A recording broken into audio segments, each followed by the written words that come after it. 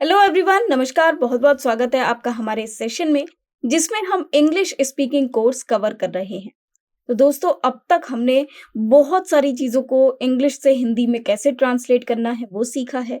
In fact हमारी एक series अभी चल रही है, वो भी वर्ड पार की, जिसमें की टू वर्ड पार चल रहा है और करंटली हम लोग ईडियम्स एंड फ्रेजेस मतलब मुहावरों को कवर कर रहे हैं।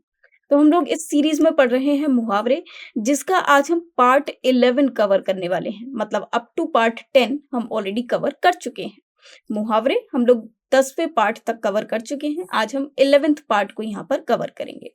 एक और बात मेरे प्यारे फ्रेंड्स, यहाँ पर हम लोग जितने भी इडियम्स एंड फ्रेजेस पढ़ रहे हैं वो हम अल्फाबेटिकल ऑर्डर में मतलब ए टू जेड वाले ऑर्डर में कवर कर रहे हैं। और अभी तक हमने जो ओ लेटर से स्टार्ट होने वाले इडियम्स एंड फ्रेजेस थे उनको कवर किया था। हालांकि इस सेशन में भी हम लोग क्या कवर करेंगे, आइए डालते हैं एक नजर।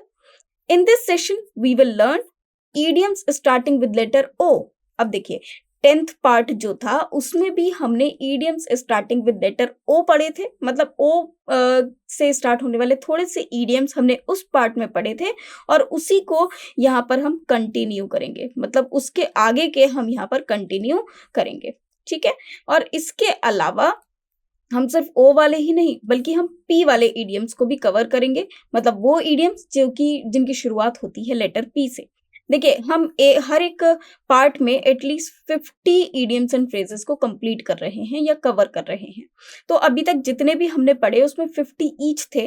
तो इसी तरह से ओ के थोड़े से जो idioms थे वो हमने लास्ट सेशन में पढ़े थे और थोड़े से idioms हम इस वाले सेशन में कवर करेंगे। और उसके अलावा हम उन idioms को या उन मुहावरों को कवर करेंगे जिनकी शुरुआत लेटर पी से होती है।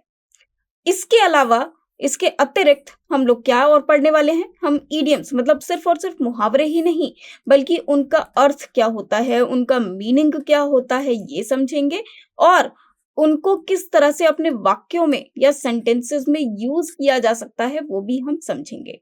दोस्तों, यहाँ पर आपको मैं सिर्फ एक फ्रेम प्रोवाइड करूंगी कि इस ईडियम का या इस मुहावरे का ये अर्थ है और इसको इस तरह से अपने वाक्य में प्रयोग किया जा सकता है। आपको क्या करना है, आपको उससे रिलेटेड और भी वाक्य बनाने हैं सो दैट आपकी अच्छी प्रैक्टिस हो सके। मोर ओवर, अपनी प्रैक्टिकल लाइफ में जो सेंटेंसेस आप बोलते हैं अपने वार्तालाप में उन वाक्यों का प्रयोग कीजिए, क्योंकि वो आपको बहुत ज्यादा फायदा भी पहुंचाएगा, आपकी कम्युनिकेशन स्किल्स को भी निखारेगा। आप जब बोलेंगे लोगों को बड़ा ही पसंद आएगा, बड़ा प्रभावशाली लगेगा, प्रभावित करेगा, अपनी ओर आकर्षित करेगा। दूसरा, जब आप बोलेंगे तो आपकी स्पीकिंग स्किल्स खुद इंप्रूव हो जाएंगी। तो चलिए शुरुआत करते हैं इस सेशन की, करते हैं इस सेशन का जय श्री गणेश। तो सबसे पहले ईडियम्स स्टार्टिंग विद लेटर ओ, और ये कौन सा नंबर का ईडियम है, 501 मतलब 501।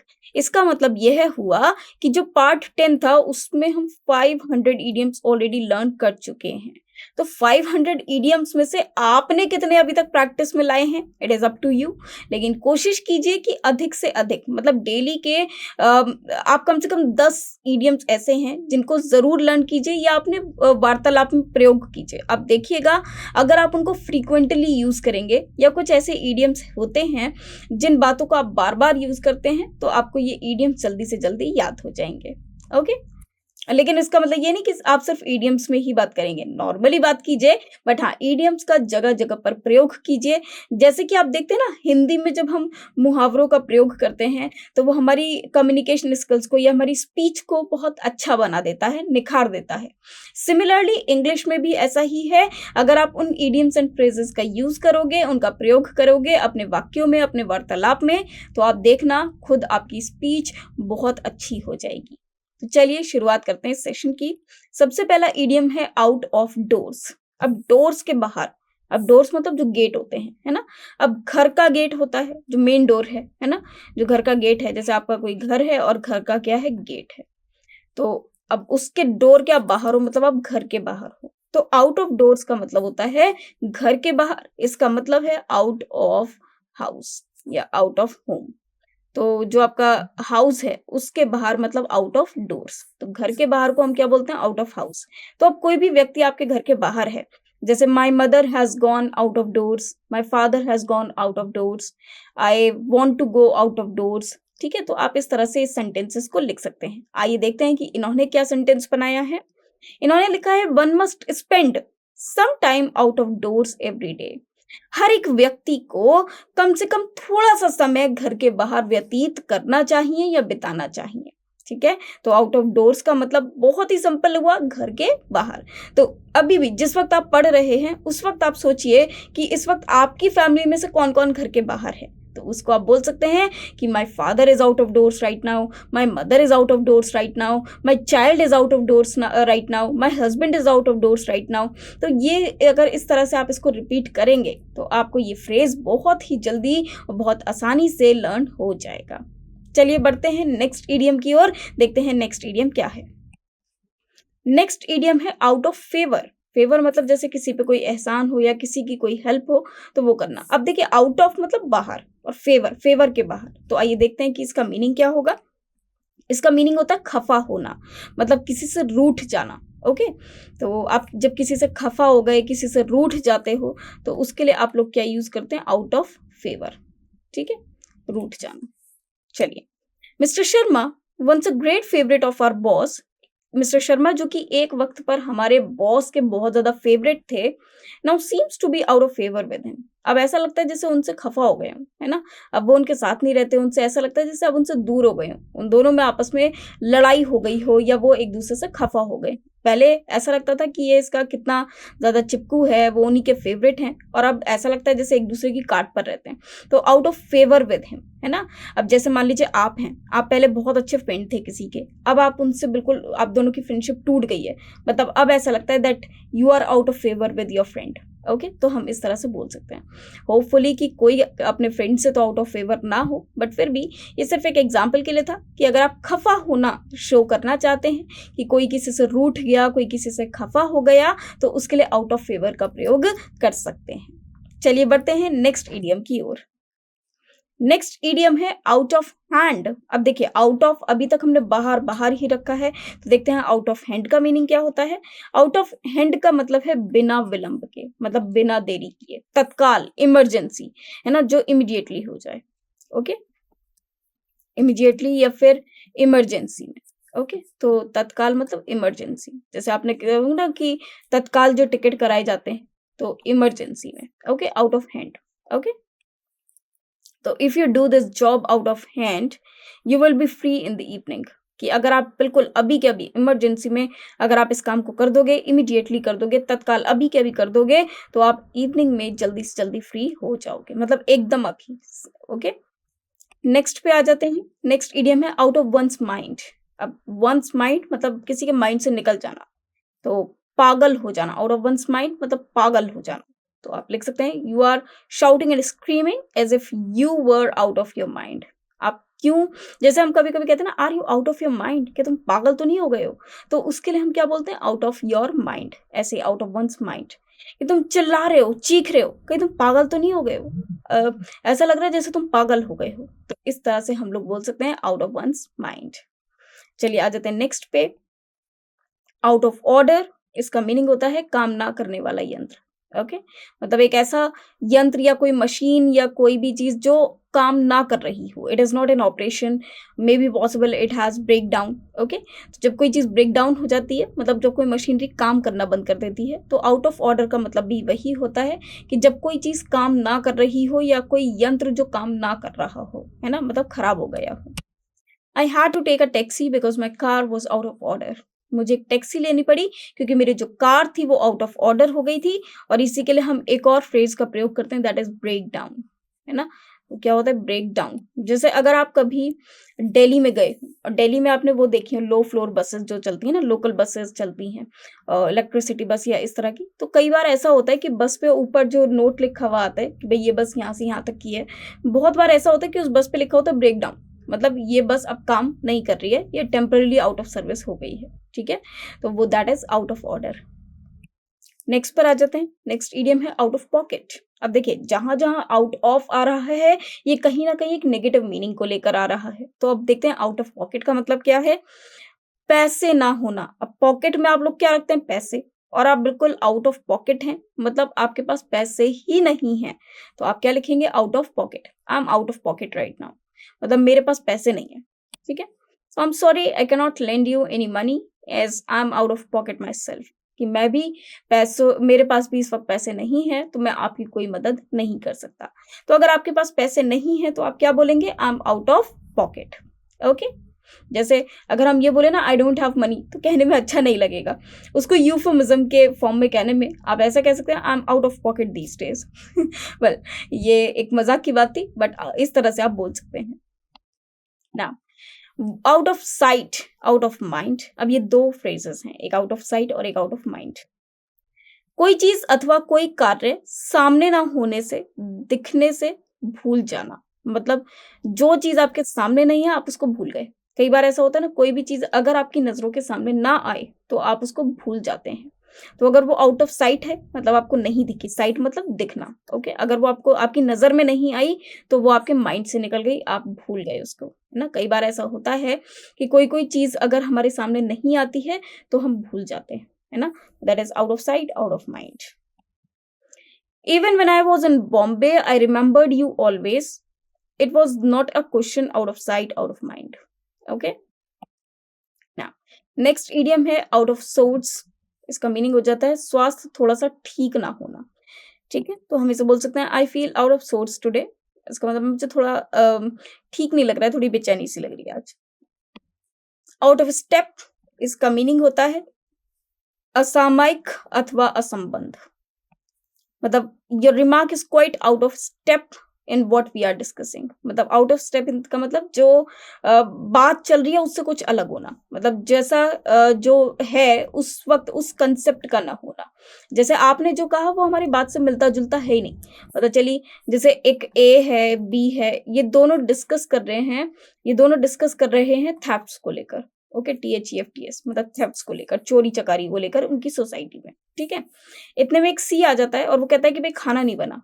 तो अब ये तो चोरी चकारी को लेकर बात कर रहे हैं और इनकी कंप्लेन है खाना नहीं बना। तो ये क्या है? आउट ऑफ स्टेप है। मतलब इसका इस बात से कोई लेना देना नहीं है। अब आ जाते हैं नेक्स्ट इडियम की तरफ। नेक्स्ट इडियम है आउट ऑफ टेम्पर। टेम्पर मतलब गुस्से में आ जाना, आपे से बाहर होना।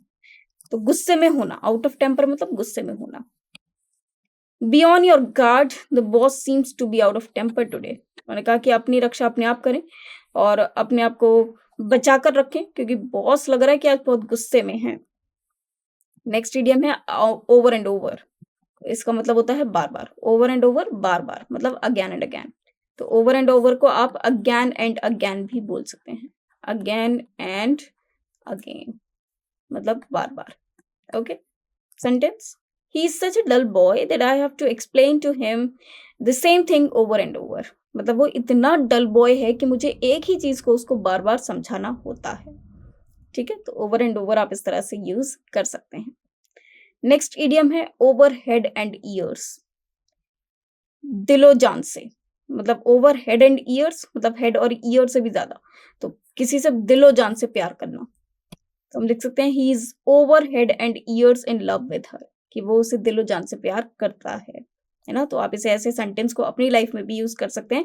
When you want to show your love to someone, जब आप अपना प्यार किसी को शो करना चाहते हैं कि कितना करते हैं, तो आप कह सकते हैं he is over head and years in love with her, I am over head and years in love with you. तो हम इस तरह से लिख सकते हैं। ठीक है, नेक्स्ट इडियम है ओवरनाइट, मतलब रात में। It is quite late, why don't you stay here overnight. तो आप पूरी रात यहाँ क्यों नहीं रुक जाते।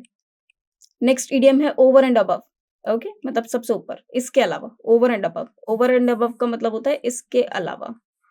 मीनिंग देख लेते हैं, मतलब सेंटेंस देख लेते हैं। Over and above this consideration there is another I wish to mention. इसके अलावा, इस कंसिडरेशन के अलावा कुछ और भी है जो मैं बताना चाहता हूँ या चाहती हूँ। नेक्स्ट इडियम है ओवर वंस हेड। ओके, इसका मतलब होता है समझ में ना आना।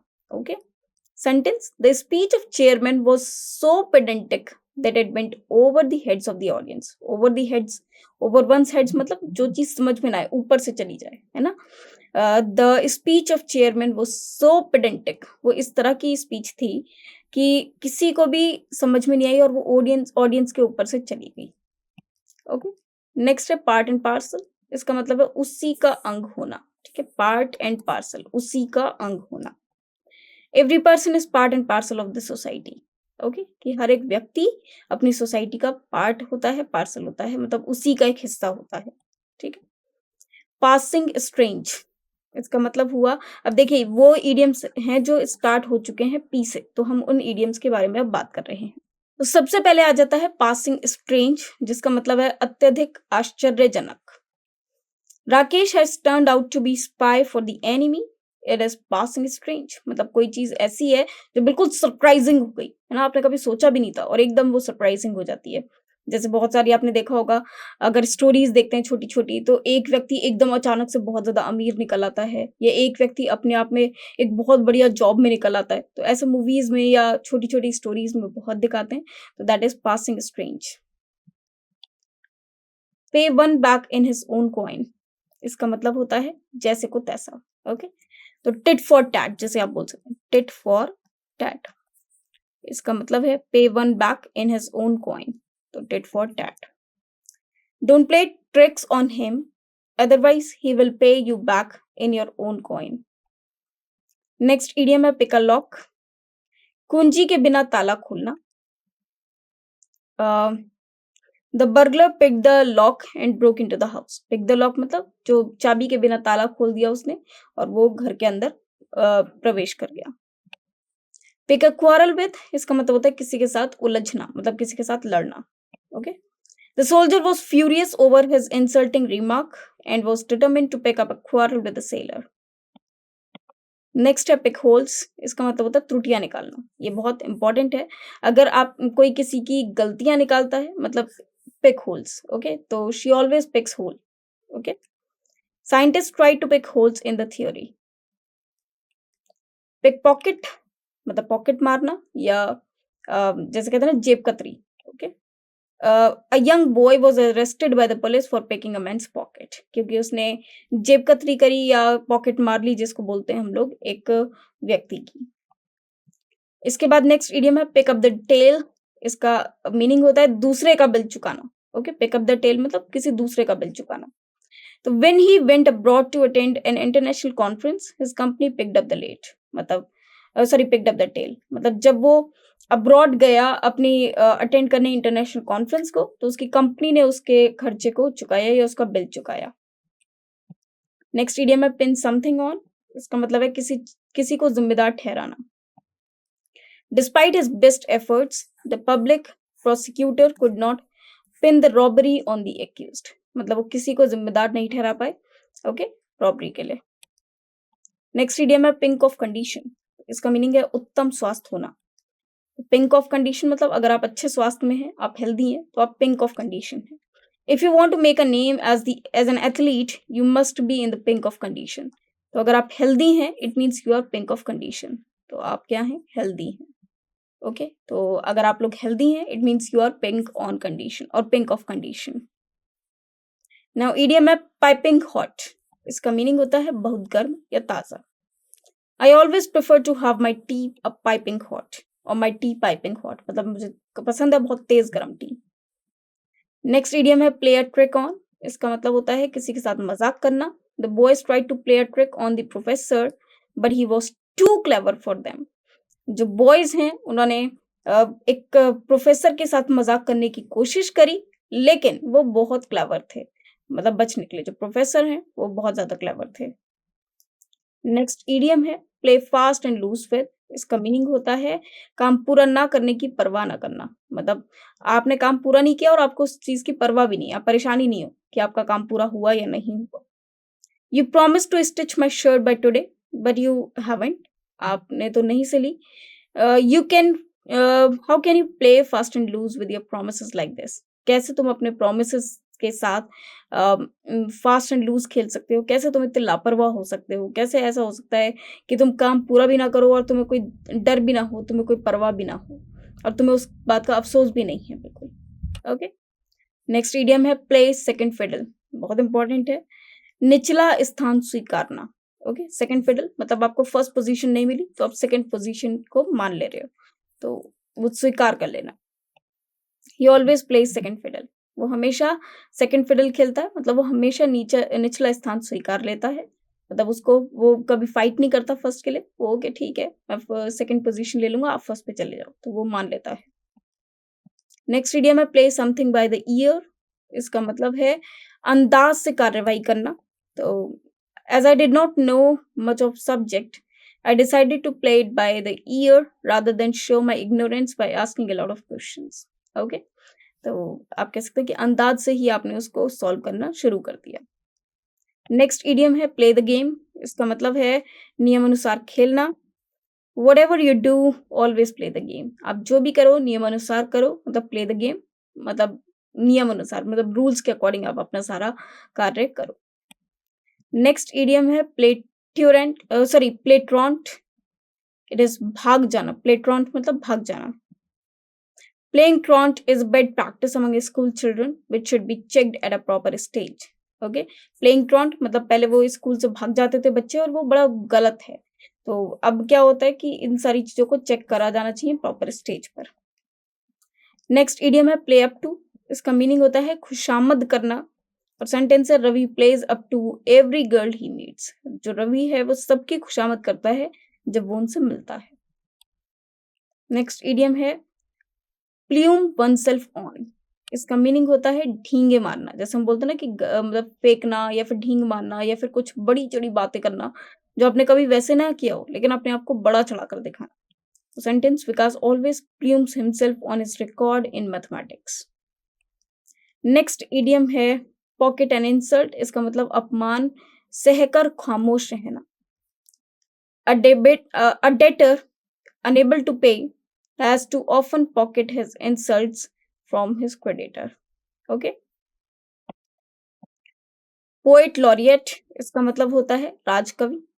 Wordsworth was the poet laureate of England during the early 19th century. तो जो राजकवि होते हैं या बहुत बड़े कवि जो होते हैं उनको पोएट लॉरिएट बोला जाता है, ठीक है, या कवियों के जो राजा होते हैं एक तरह से, तो उनको बोला जाता है पोएट लॉरिएट, ठीक है। और जो वर्ड्सवर्थ थे वो इंग्लैंड के पोएट लॉरिएट रह चुके हैं during the early 19th century की शुरुआत में।